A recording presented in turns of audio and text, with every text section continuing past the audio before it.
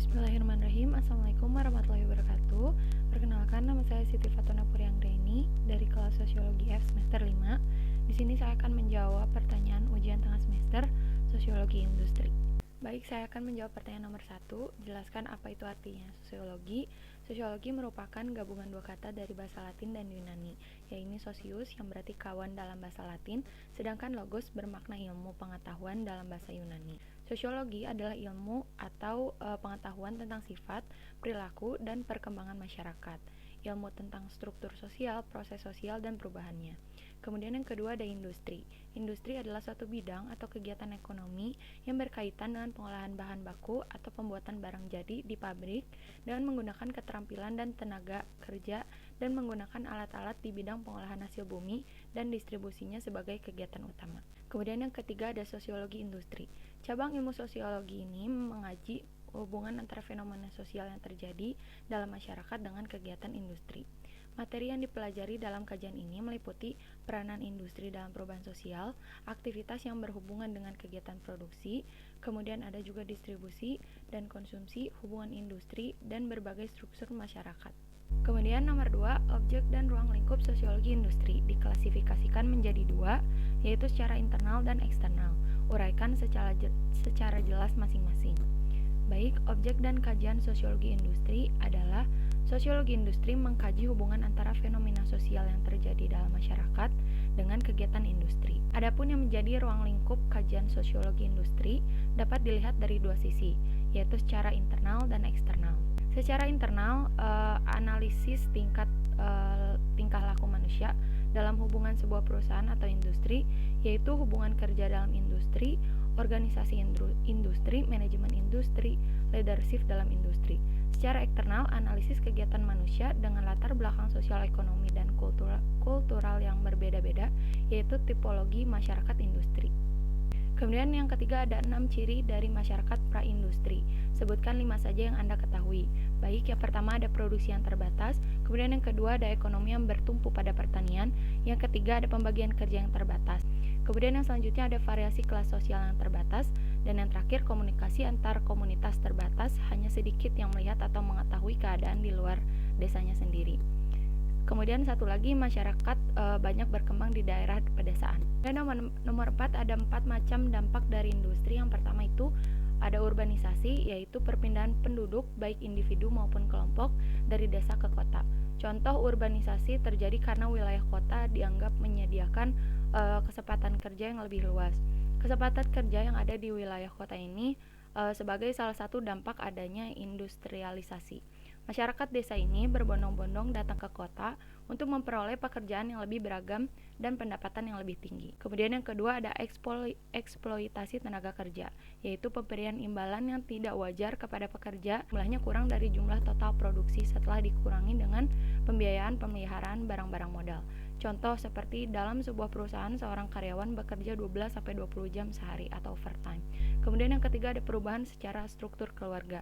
Secara nyata dan fungsi sebagian keluarga tidak dapat dilaksanakan.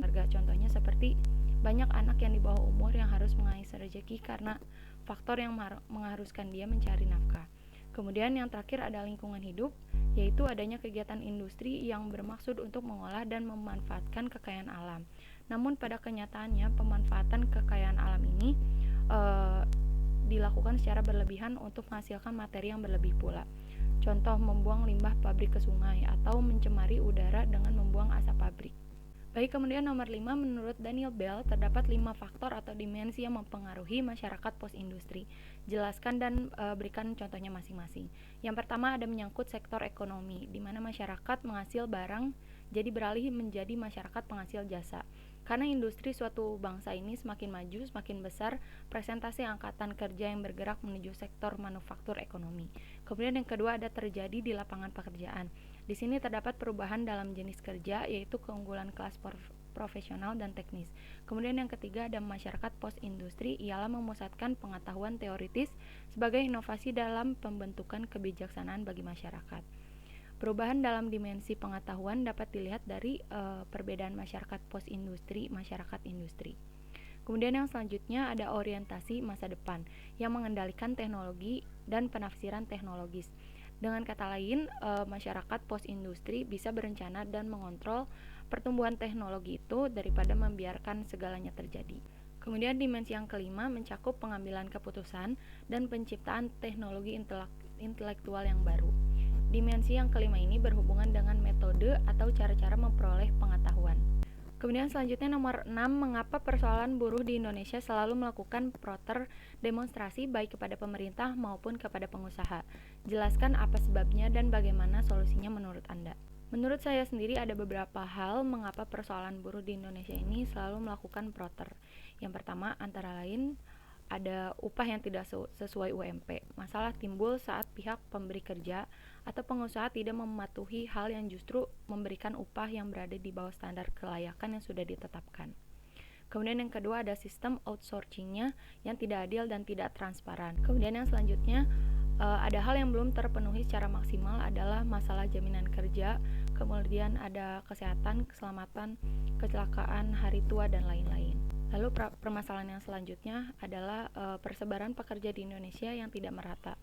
Saat ini tenaga kerja di Indonesia sangat terkonsentrasi di Pulau Jawa saja. Solusi yang bisa dilakukan untuk buruh menurut saya sendiri adalah melakukan pelatihan kerja sebelum masuk ke dalam dunia pekerjaan itu. Kemudian permagangan, meningkatkan kualitas pendidikan masyarakat dan membenahi upah dan gaji untuk buruh.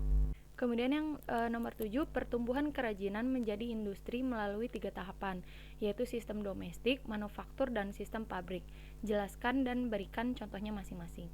Baik, yang pertama ada sistem domestik, adalah perubahan teknologi, sosioekonomi, dan budaya yang terjadi dengan pergantian ekonomi yang berdasarkan pekerja menjadi yang didominasi oleh industri dan produksi mesin. Contohnya seperti pabrik-pabrik tekstil yang sudah beralih dari industri yang dulu menjadi industri mesin. Kemudian yang kedua ada sistem manufaktur, adalah sebuah badan usaha atau perusahaan yang memproduksi barang jadi dari bahan baku mentah menjadi menggunakan alat peralatan, mesin produksi dan sebagainya dalam skala produksi yang besar. Contoh seperti industri tekstil, garmen, industri logam dan plastik. Kemudian yang ketiga ada sistem pabrik, yaitu kegiatan atau susunan kegiatan ataupun elemen yang semuanya saling berhubungan untuk mencapai tujuan akhir. Contohnya seperti transportasi darat dan rumah sakit.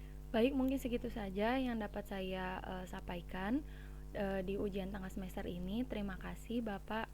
Wassalamualaikum warahmatullahi wabarakatuh.